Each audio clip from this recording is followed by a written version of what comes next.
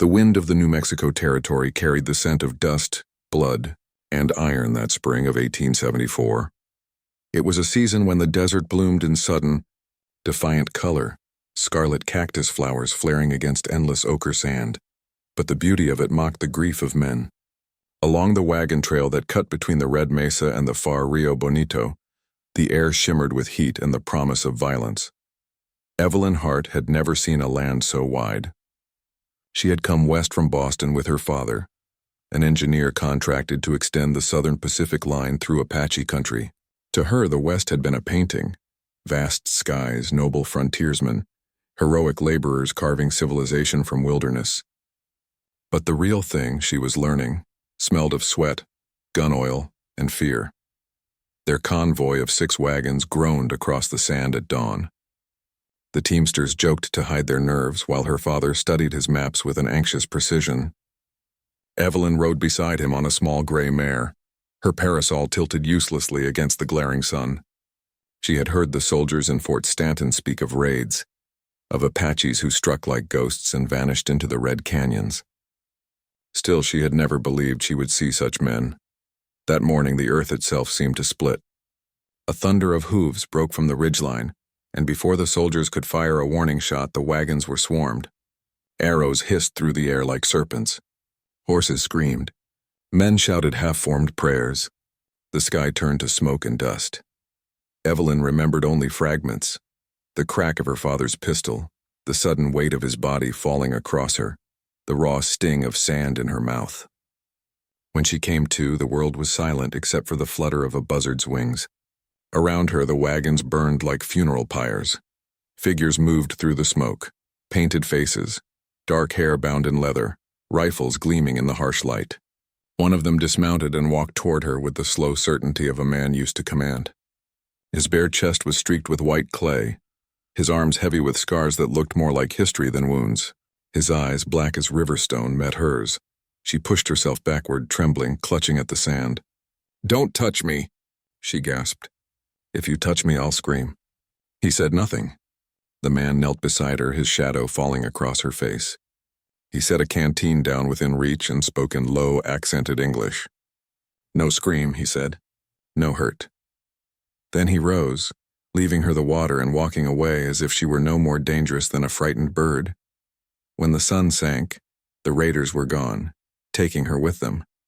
They bound her wrists but not cruelly, and when she stumbled, the same warrior steadied her without meeting her eyes. She caught fragments of their language, quick syllables carried on the wind. Chayton, they called him. The ghost of the Red Mesa.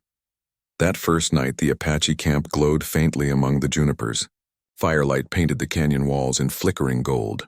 Evelyn sat apart, wrapped in a coarse blanket, watching the women grind corn and tend children as though no violence had touched their day.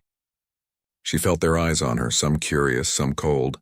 She thought of Boston drawing rooms, of silk gowns and piano music, and felt those memories crumble like paper in the fire's heat. Chayton approached her again, carrying a small clay bowl. "Eat," he said. The stew smelled of venison and wild herbs. She wanted to refuse, but hunger clawed at her pride. She took the bowl, keeping her gaze fixed on the flames. Why did you take me?" she whispered. He crouched across from her, arms resting on his knees. "You were alive," he answered simply. "The others were not." She bit her lip until she tasted blood. "Then kill me too. Why keep me like a prize?" A ghost of a smile touched his lips, not cruel but weary. "You are not prize. You are storm spirit. Wind brought you. Wind will take you." She stared at him, uncertain whether to laugh or cry. The words sounded like poetry and sentence both. That night, under a sky thick with stars, she lay awake listening to the drums beating somewhere beyond the firelight. They were steady, like the rhythm of a heart too proud to die. Days passed in a blur of red dust and sun. She learned that the Apaches moved like shadows, never lingering in one place. Chayton commanded with quiet authority. Even the fiercest warriors lowered their eyes when he spoke. Once, when she stumbled crossing a dry ravine, he lifted her as if she weighed nothing. His hands were rough but careful, his touch brief. She did not scream. He showed her the trick of tying a rawhide sling, of finding water in the heart of a cactus, of reading the faint tracks of deer in stone. He said little, yet she felt his silence fill the space between them more deeply than any words. At night, she caught him watching the horizon, the wind playing through his hair, his expression carved in sorrow. One evening, a small child brought her a strip of leather to bind her hair. When Evelyn thanked her haltingly in their tongue, the women laughed softly, not unkindly. For the first time, she sensed that she was no longer entirely a stranger. Still, fear lived in her bones. She did not understand why Chayton spared her or what fate waited. She dreamt of escape, of riding east until the world turned green again. But when dawn painted the cliffs in rose and gold, she looked at him and wondered if freedom meant leaving something she could not name behind. On the fifth night, a sandstorm rose without warning, driving the tribe to shelter among the rocks. The wind howled through the canyon like 1,000 spirits. Evelyn huddled beneath a blanket, coughing against the dust. Then a shadow fell across her. Chayton, standing against the storm, his hair whipped wild. He lowered himself beside her, pulling the blanket tighter around them both. She could feel his heartbeat through the coarse wool, steady as the drums she had come to know. Lightning split the sky, and for an instant his eyes burned with a strange light. She turned her face away, whispering the old warning that had become her shield. "If you touch me, I'll scream." But her voice lacked conviction now, a trembling thing lost to the roar of the wind. He did not touch her. He only said, "No need." When the storm passed, silence fell heavy and clean. The stars returned, countless and cold. Evelyn realized she was still alive, still untouched, yet something inside her had shifted. The fear that once kept her rigid now wavered like a flame too small to stand against its own smoke. Days became weeks. The wounds of her first terror began to scar over, though the ache of loss remained. She never spoke of her father's death. Chayton never asked. Instead, they shared the quiet labor of survival. He hunted. She fetched water. He taught her the names of the stars. She taught him fragments of English verses from forgotten poets. Sometimes, when he laughed, a rare, low sound, it startled her. It was a sound that didn't belong to war or hate. It belonged to something human, fragile, almost tender. By the time the moon turned full again, Evelyn knew that the man who had captured her could just as easily have let her die. He had not. She still did not understand why, but each time his shadow passed by the fire, her breath caught in her throat. The land itself seemed to conspire against reason.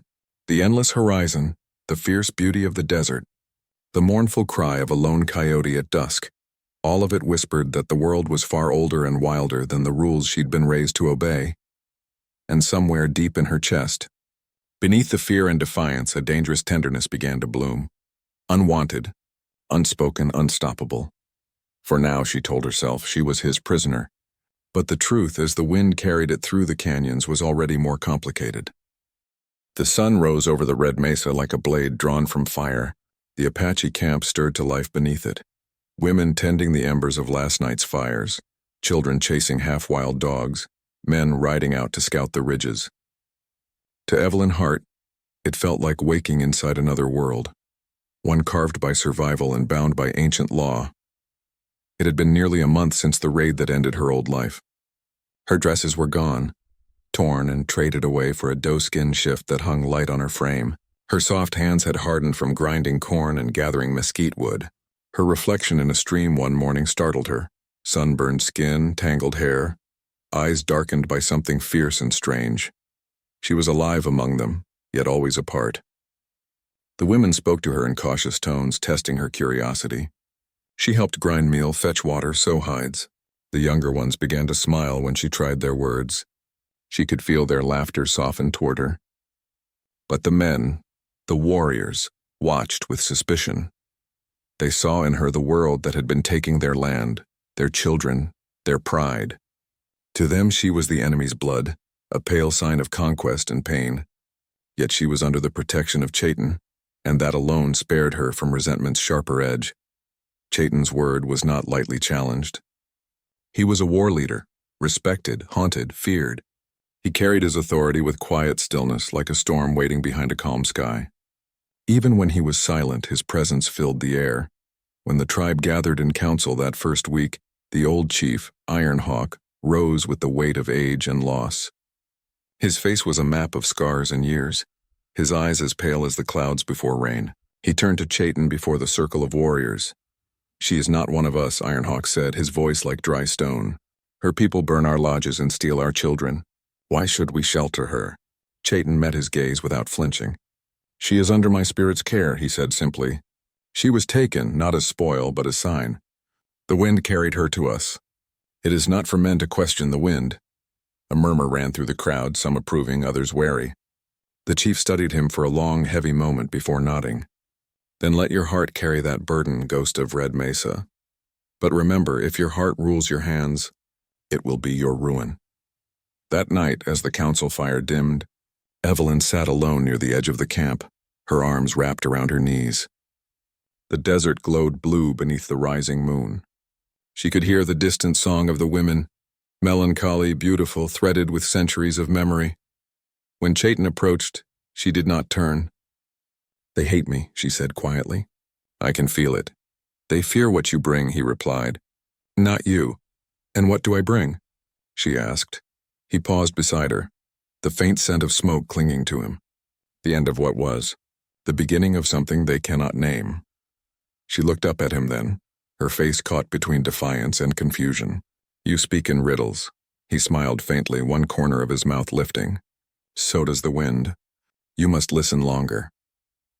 In the days that followed, Evelyn began to listen, not with the ears of a frightened captive, but with the patience of someone learning a language older than words. She watched the way the tribe moved, how each task was shared, each moment tied to the rhythm of nature itself. She learned to ride bareback on a small bay mare named Tasunka. Chayton taught her with quiet precision. No pull, he said, guiding her hands. You and horse move as one. She feels your heart. At first she failed miserably, nearly tumbling more than once, but his patience was unshakable. The other women laughed softly from afar, but not cruelly. There was a warmth growing in their eyes when they looked at her now. One evening, Chayton took her to the canyon rim. The sky burned orange, the cliffs glowing like molten gold. Below them, the desert stretched endless and raw. This land, he said, is not owned. Not by white men, not by my people. It belongs only to itself. Evelyn felt the wind whip her hair across her face, and for the first time, she understood a piece of what he meant. She thought of Boston parlors with their stiff carpets, of men debating ownership and progress, of iron rails cutting through the heart of wild country, and she felt ashamed. Do you hate us? She asked quietly. Chayton's jaw tightened. I hate the killing, he said, but I cannot forget it. Yet you saved me. He looked at her then, the dying sun reflected in his eyes. You were not the war. The words struck something deep within her. She turned away, pretending to study the horizon, but her heart had already betrayed her. In the following weeks, she saw how his people lived, how they honored the land, the animals, their ancestors. The Apache were not the monsters the soldiers had described. They were fierce, yes, but they loved deeply, fought for every scrap of freedom left to them. At times, Chayton disappeared for days, scouting or hunting, and in his absence she felt an ache she could not explain. When he returned, she would find excuses to be near him, fetching water at the same stream, sitting close by the fire while he mended his weapons. She told herself it was gratitude, nothing more. But at night, lying awake under the stars, she knew better. The camp began to whisper. A few of the older women warned her with knowing eyes. One, called Morning Dove, spoke gently as she plaited Evelyn's hair. The ghost walks between two fires, she said. If you follow him, you will burn in both. Evelyn said nothing. Her heart already knew it to be true. One afternoon, she and Chayton rode out beyond the mesas to gather herbs. The sky was endless, the air humming with cicadas. They stopped by a stream, and Evelyn knelt to fill her water skin. When she slipped, her hand brushed his arm. Only for a second, yet it sent a tremor through her. She drew back at once, cheeks flushing. I'm sorry, she murmured. Chayton said nothing for a long moment, then reached down to lift her water skin. You fear what you feel, he said softly. Her eyes flashed. You don't understand. In my world, none of this could ever be right. He met her gaze, calm and unyielding. Then maybe your world is wrong. The words left her breathless. She wanted to protest, to explain the iron walls of her upbringing, the shame that guarded every gesture, but under that vast, merciless sky, the rules of her society seemed smaller than dust. That night she dreamt of the stream and the touch of his hand. She woke before dawn, Her pulse racing, the air still heavy with the scent of juniper. She sat up, watching the embers glow faintly in the dark. Somewhere nearby, Chaitin's silhouette moved among the shadows, quiet and sure as ever. He was both her captor and her protector, her teacher and her mystery. And she, Evelyn Hart, the railroad man's daughter, was now something in between. Neither white nor Apache. Neither free nor prisoner. Neither lost nor found. She was caught between two worlds, one that had raised her and one that was teaching her how to truly live. The line between them grew thinner with every sunrise. The summer winds came early that year, rolling down from the high mesas in waves that shimmered like ghost heat. Days grew longer, the air heavy with the resin of pine and the faint sweetness of sage after rain. For Evelyn Hart, the rhythm of life in the Apache camp had become a strange, quiet music she no longer fought against. Yet beneath that stillness, something else stirred. Each morning, Chaitin left before sunrise, vanishing into the desert on his painted horse. Each evening he returned, bringing game or dried herbs, speaking little but always glancing once toward where she worked beside the women. She would pretend not to notice, though her heart answered that glance like a struck drum. They spoke more often now, at first in halting fragments of shared words, then in a cadence that seemed their own. He would ask her about her people, the iron roads, the houses that rose higher than trees, the endless hunger for land. She told him of the Atlantic, of snow that fell soft as cotton, of the smell of lilacs in a Boston spring. Sometimes he listened in silence, his eyes distant. "Your world sounds full," he would say, full but not alive. She had no answer. In return, he told her of his brother Taza, who had fallen beneath cavalry bullets, of his mother, who sang to the stars when the tribe was scattered, of the betrayal of treaties written and broken before the ink had dried. His voice carried neither self-pity nor hatred, only the weary truth of a man who had seen the world's promises turn to smoke. Evelyn found herself drawn to that honesty. Back east, men spoke with polish and intent, each word shaped like a weapon of courtesy. Chaitin's words came raw from the earth. One evening, a storm rose from the south, dark, rolling, sudden. The wind carried grit that stung their eyes as the camp scrambled for shelter. Evelyn struggled with the ties of her lean-to. The canvas whipped free, nearly knocking her over. Then strong hands steadied her from behind. "Come," Chaitin said over the roar. "This way." He led her to a hollow beneath a sandstone overhang where the tribe had gathered. The rain fell in torrents, the world turned gray. Water coursed down the rock in silver ribbons. Chaitin guided her to a spot shielded from the worst of the wind, his face streaked with dust and rain. For a long moment they simply watched the storm together, the sky flashing, the land trembling. Evelyn shivered despite the heat. Chaitin saw it and unfastened the hide blanket from his shoulders. She began to protest, but he placed it around her with a quiet firmness that brooked no argument. "Thank you," she murmured, voice small beneath the thunder. He nodded once, then sat beside her. Their shoulders brushed. Neither moved away. When lightning lit the canyon, she saw the fine lines of fatigue at his mouth, the scar that crossed his collarbone, the calm strength in his eyes. She wanted to speak, to ask him why he had spared her, why he stayed near when he could have sent her away, but the words tangled in her throat. Instead, she whispered, "In my world, people would say we shouldn't even be sitting here like this." He turned slightly. "And do you listen to your world?" "I used to." Outside, the rain softened to a hiss. The air smelled of wet earth and juniper. Evelyn realized she was trembling, though not from cold.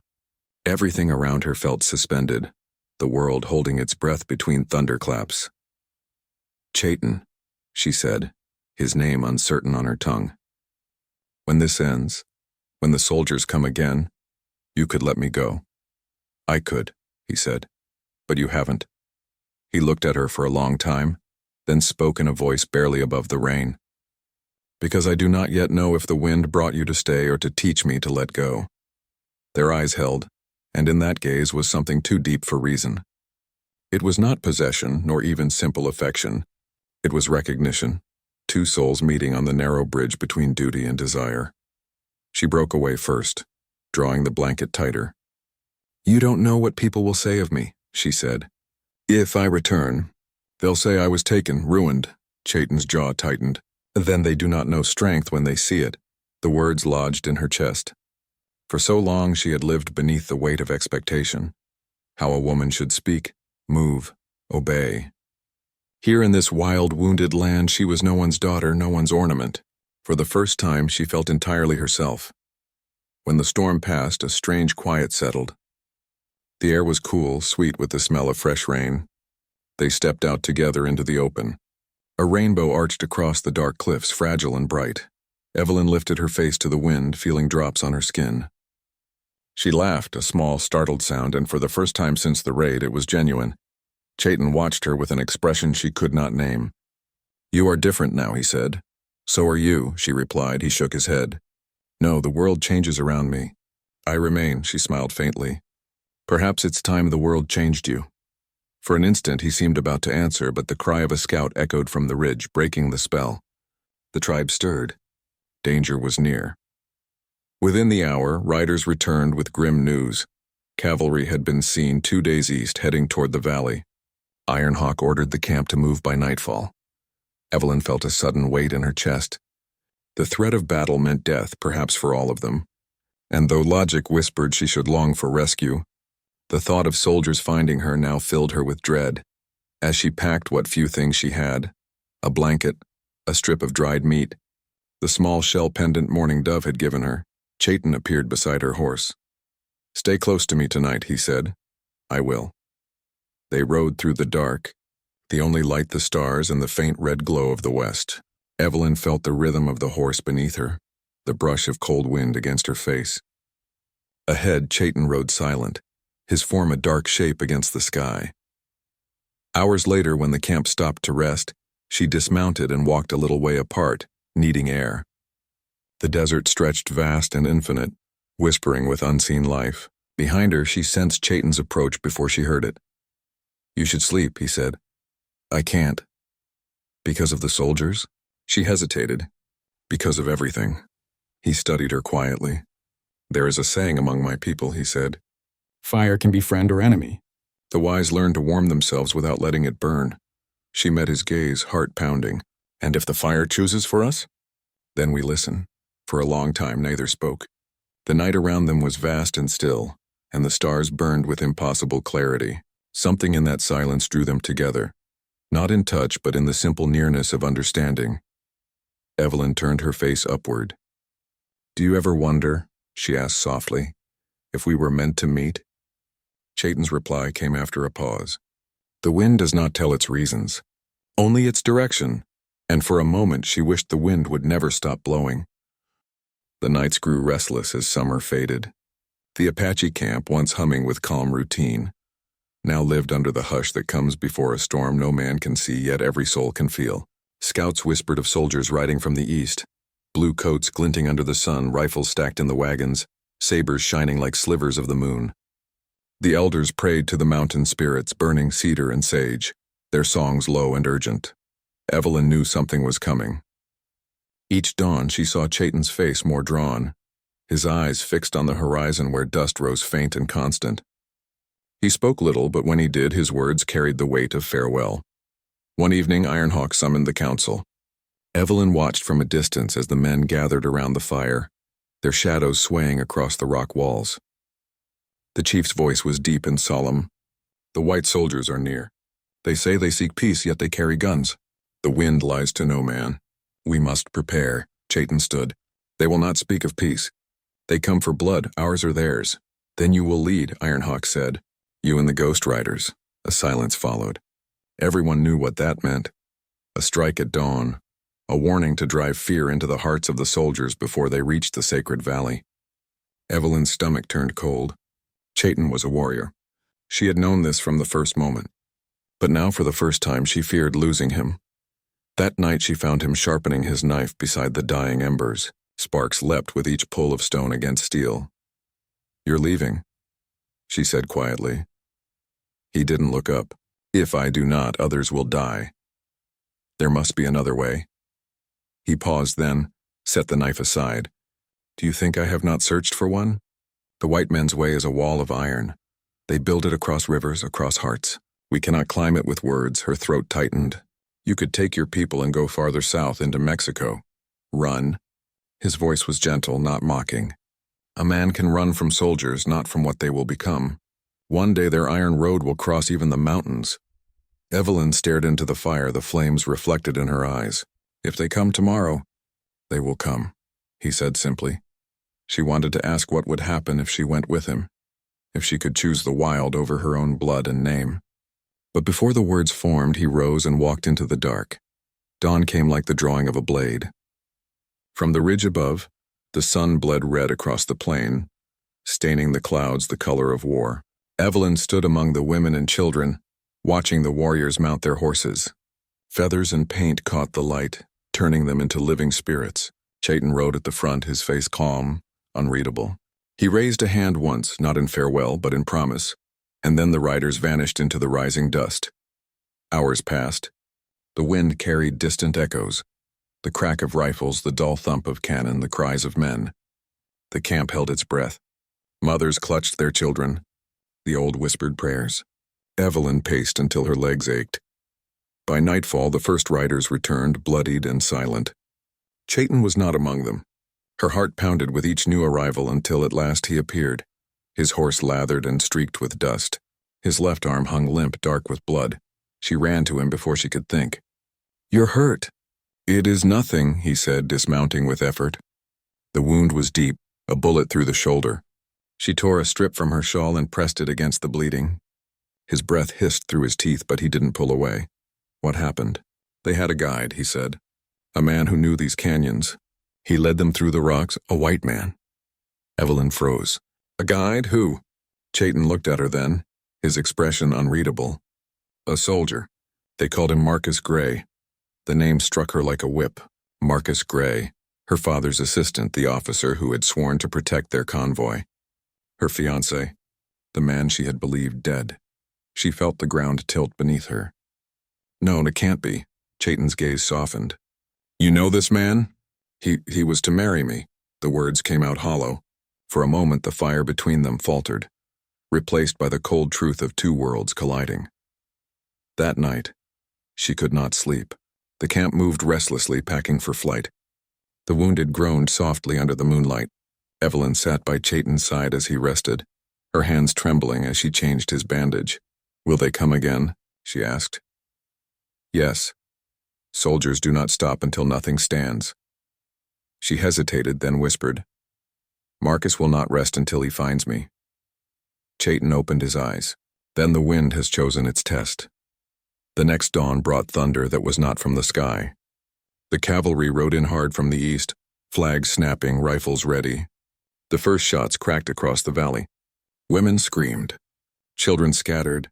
Smoke rose in choking clouds. Evelyn found herself running, pulling a small boy by the hand. She saw Ironhawk fall with an arrow through his chest. Horses plunged through the brush, soldiers shouting orders. The camp dissolved into chaos. Through the smoke, she saw Marcus Gray. His uniform was torn, his face shadowed by dust and disbelief. When his eyes found her, he froze. "Evelyn!" he shouted. "Dear God, you're alive!" She stopped, half shielding the child behind her.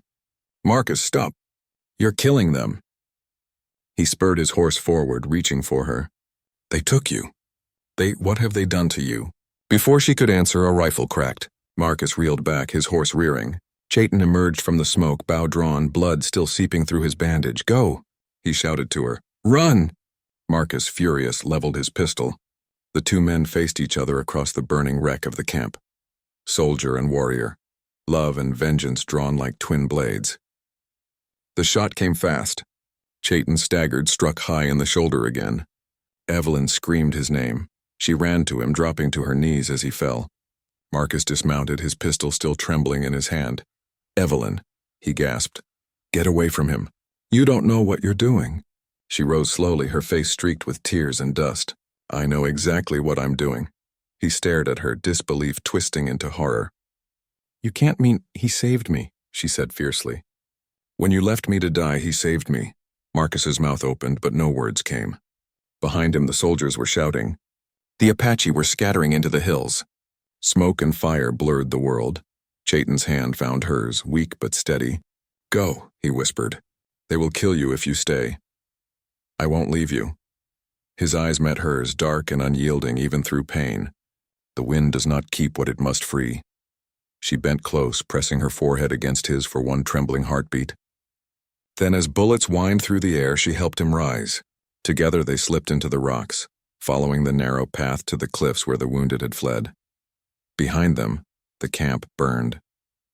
The red glow of the flames climbed the canyon walls, and the moon above turned the color of blood. The wind carried the cries of men and the crackle of dying fire, a lament for everything lost. When they reached the high ledge, Chayton sank to his knees. Evelyn bound his wound again with strips of cloth torn from her dress. He grimaced but did not speak. The moon bathed them both in crimson light. "You should have stayed," he said softly. "I couldn't." He smiled faintly. "Then the spirits will have to make room for a stubborn heart." She tried to smile back, but tears blurred the world. "What will we do now?" He looked out across the endless desert, where the smoke from the battle curled like dark prayers into the sky. "We live," he said. "As long as the wind remembers our names, we live." Beneath that blood-red moon, she believed him. The war of men still raged below, but up here, for one fragile moment, there was only the silence of survival and the promise of something greater than fear. The wind changed with the season. The smoke that had choked the canyons thinned at last, leaving behind a sky scrubbed clean and endless. The war party was broken. The soldiers scattered back toward their forts, and the desert seemed to exhale after holding its breath too long. In that uneasy quiet, Evelyn and Chayton hid among the high mesas where the eagles nested and the world felt untouched by any flag. For days they moved like ghosts, sleeping in dry creek beds, living on prickly pear fruit and whatever rabbits Chayton's wounded arm would allow him to catch. When he bled, she sewed his shoulder shut with thread pulled from the hem of her dress. When she faltered, he carried her across stretches of burning sand. Survival bound them tighter than words ever could. One dawn, they reached an abandoned mission half buried in sage. Its adobe walls were cracked, its bell fallen and silent. Evelyn traced the worn cross above the doorway. "My people built this," she murmured. Chayton studied the carving, the way sunlight struck it. "Then maybe your people once dreamed of peace," he said. "We can finish their dream. They made the ruin their home." She cleaned the courtyard, planted wild seeds along the edges where rain still pooled, and patched the roof with woven reeds. Chayton hunted and trapped, his shoulders stiff but healing. When evening came, they sat together beside the old fire pit, the desert stretching wide and gold around them. Sometimes they spoke of the world they had fled. The army had surely branded her a traitor, the Apache a stolen soul. Between those verdicts, they existed like wind between cliffs, seen, felt, but claimed by none. Evelyn found strength in the rhythm of each day, washing bandages, grinding maize, watching the horizon for riders. The fear that once ruled her began to fade, replaced by something quieter, a faith that life, stubborn as cactus bloom, could root even in broken soil. Autumn turned to winter. The nights came sharp, cold enough to frost the mission's walls white by dawn. Chayton built a chimney from old stones, and they burned mesquite until the air smelled sweet with smoke. On one such night, when the firelight flickered against the cracked plaster, he told her of his childhood. "My mother said every heart is a river," he said. "Some flow wide and slow, some fast through canyons, but all must reach the same sea, and what sea is that?" she asked. "The one where no man owns the water." She smiled faintly. "That sounds like heaven," he shook his head. "It sounds like freedom." Evelyn leaned closer to the fire. "Do you think we'll ever see it?" Chayton looked at her for a long time before answering. "We already do. Every morning you wake beside me, that is the sea." The words struck her like sunlight after storm. She reached for his hand, not in passion but in simple belonging, and for the first time since the world had torn itself apart around them, she felt at peace. Spring returned early that year. Wildflowers spilled across the desert floor, their colors defiant against the memory of ash. One afternoon, as Evelyn gathered water from the creek below, she heard hoofbeats echoing from the south. Her heart leapt, fear first, then resolve. A small party of riders appeared on the ridge, 2 soldiers in dust-worn uniforms and a man in a long coat. She recognized the coat before she saw the face. Marcus Gray. His arm was in a sling, his beard grown, but his eyes were the same pale steel. He dismounted slowly, calling out, "Evelyn, I came alone." Chayton was beside her by the time the words reached the canyon floor, His bow stayed low, but his stance was ready. Marcus raised a hand. I've no fight left in me. The war's over, or close enough. They said you were dead. I was, Evelyn said softly. At least the part that belonged to that world. He studied her face, the raw calm there. You don't have to hide anymore. The army's moving north. You could come back, live free. Chayton's gaze never wavered. Free under whose rule? Marcus met his eyes, and for a long heartbeat neither spoke. Then the soldier sighed. You saved her once. I can't forget that. I won't hunt you. He turned to Evelyn. If anyone asks, I found no trace. Let that be enough. Evelyn stepped forward, the wind tugging her hair. Marcus, she said. For all the wrong we've done to each other, thank you. He nodded once, mounted, and rode away without looking back. The other soldiers followed, their silhouettes fading into the shimmer of heat until nothing remained but dust and silence. Chayton exhaled slowly. You trusted him. I trusted the man he used to be, she answered. And maybe, for one moment, he remembered that man. That night the desert felt gentler. Coyotes sang from the ridge.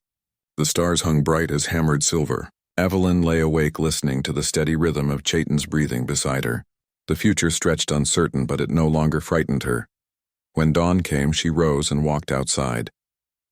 The first light spilled over the cliffs, painting the world in rose and gold. She lifted her face to it, whispering a prayer, not to any church or god, but to the land itself. Chayton joined her, wrapping a blanket over her shoulders. The day is yours, he said. She smiled. Ours, he nodded toward the valley. There will be more battles beyond those hills.